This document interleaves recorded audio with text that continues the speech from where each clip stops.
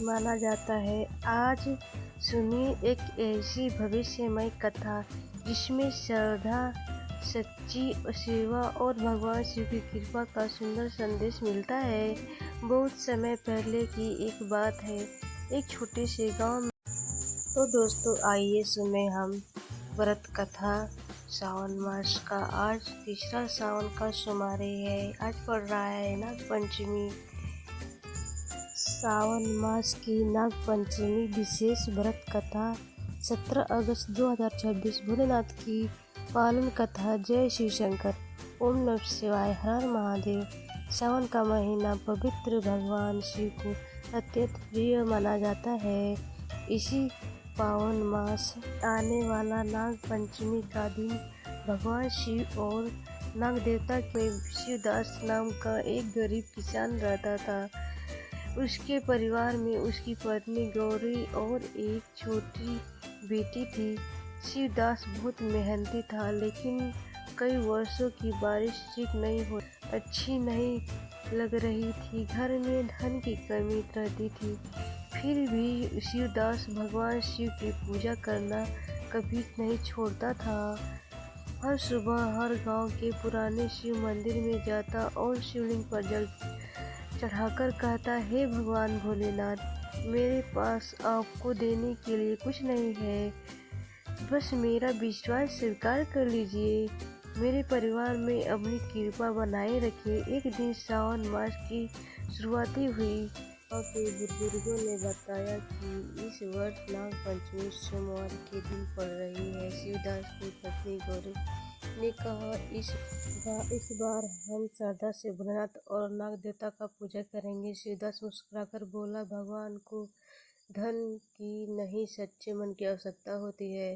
नाग पंचमी के दिन दोनों पति पत्नी सुबह जल्दी उठकर घर की साफ सफाई, स्नान किया और शिव मंदिर जाने की तैयारी करने लगे। गौरी ने घर में सुगंधवत फूलों की थाली सजाई। उनके पास दूध और मिठाई खरीदने के लिए पैसे नहीं थे, इसलिए दोनों केवल जल, बेलपत्र और फूल लेकर पूजा करने की निर्णय किया। रास्ते में उन्हें मंदिर के पास एक वृद्ध साधु दिखाई दिए। साधु बहुत थके हुए थे। शिवदास ने अपनी पत्नी की पूजा की थाली एक तरफ रखी और साधु को बैठने के लिए स्थान दिया। गौरी ने कहा, बाबा, हमारे पास ज़्यादा भोजन तो नहीं है, लेकिन थोड़ा सा वह आप ग्रहण कर लीजिए। साधु ने भोजन ग्रहण किया और प्रसन्न होकर बोला, बेटा, सच्ची पूजा वही है जिसमें किसी जरूरतमंद की सहायता की जाए।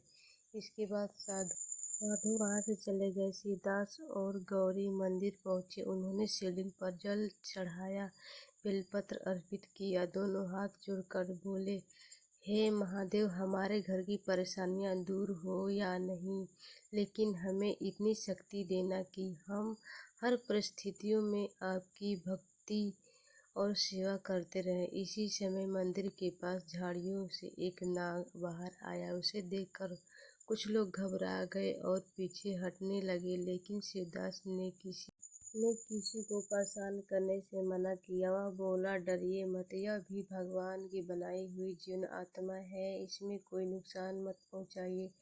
नाग धीरे धीरे मंदिर के पास आया और कुछ देर शिवलिंग पर समीप रुका, फिर वह वापस झाड़ियों की ओर चला गया। मंदिर के पुजारी ने कहा, आज नाग पंचमी है, इसे भगवान शिव की कृपा का स्मरण समझकर सभी जीवों के प्रति दया रखिए।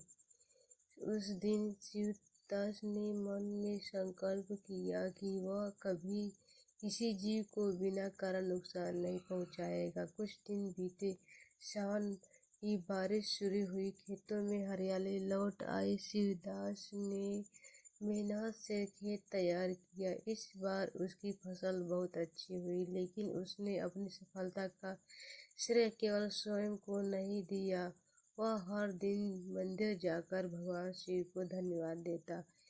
एक दिन गांव में अचानक तेज बारिश हुई। नदी का पानी बढ़ने लगा। कई गरीब परिवार के घरों में पानी भर गया। शिवदास ने अपनी फसल और घर की चिंता छोड़कर गांव वालों की सहायता शुरू कर दी। उसने का अनाज जरूरतमंद परिवारों को बांट दिया। गौरी ने कहा, हमारे पास तो भी सीमित अनाज है।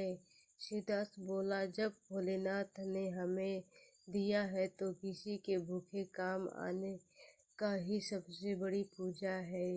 कुछ दिनों बाद तक बारिश रुकी। तब गांव के लोगों ने देखा कि शिवदास का खेत सुरक्षित था और उसकी फसल पहले से भी अच्छी हो गई थी। गांव के बुजुर्गों ने कहा, यह तुम्हारी मेहनत और तुम्हारी सेवा का फल है। शिवदास ने हाथ जोड़कर कहा, यह सब भोलेनाथ की कृपा है। हमें तो कभी यह नहीं सोचना चाहिए कि भगवान केवल चमत्कार करते हैं, हमारी समस्या दूर करेंगे। हमें भगवान का रास्ता मेहनत करने की शक्ति और दूसरों की सहायता करने का अवसर भी देते हैं। इसी रात शिवदास ने को सपन में वही वृद्धा साधु दिखाई दिया। साधु के पीछे भगवान शिव का दिव्य स्वरूप दिखाई दे रहा था। भगवान शिव ने कहा, हे भक्त, तुम्हारी पूजा इसलिए स्वीकार हुई क्योंकि तुम्हारे मन में किसी के प्रति दोष नहीं था। तुमने मेरे नाम पर किसी जीव को कष्ट नहीं दिया और जरूरतमंद की सेवा की। आज रखो, सच्ची भक्ति केवल पूजा की थाली नहीं है बल्कि कर्मों की भी होती है। शिवदास ने की आंखों में आंसू बहने लगे। उन्होंने हाथ जोड़कर कहा, हे दया की सत्य मार्ग पर चलने की शक्ति देना। सुबह जब उनकी आंख खुली तो वह तुरंत मंदिर गया, शिवलिंग पर जल चढ़ाया और कहा, हर हर महादेव। उस दिन से गांव में नागपंचमी का पर्व और भी श्रद्धा से मनाया जाने लगा। भगवान लोग पूजा शिव की करते, नाग देवता और स्मरण करते और संकल्प लेते कि वे किसी जीव को बिना नुकसान नहीं पहुंचाएंगे। इस कथा को संदेश यही है कि शिवदास को दिखाने से अधिक सच्ची मन, दया, सेवा और कर्म प्रिय है। सावन सोमवार और नागपंचमी की नकारात्मकता दूर करें, हमारे परिवार में अपनी कृपा बनाए रखें, हमें सत्य और प्रेम सेवा के मार्ग पर चलने की शक्ति दे। बोलिए भगवान शिव शंकर की जय। हर हर महादेव। ओम नमः शिवाय। जय भोलेनाथ। जय नाग देवता। कमेंट बॉक्स में हर हर महादेव जरूर लिखिए दोस्तों। वीडियो को लाइक एंड शेयर।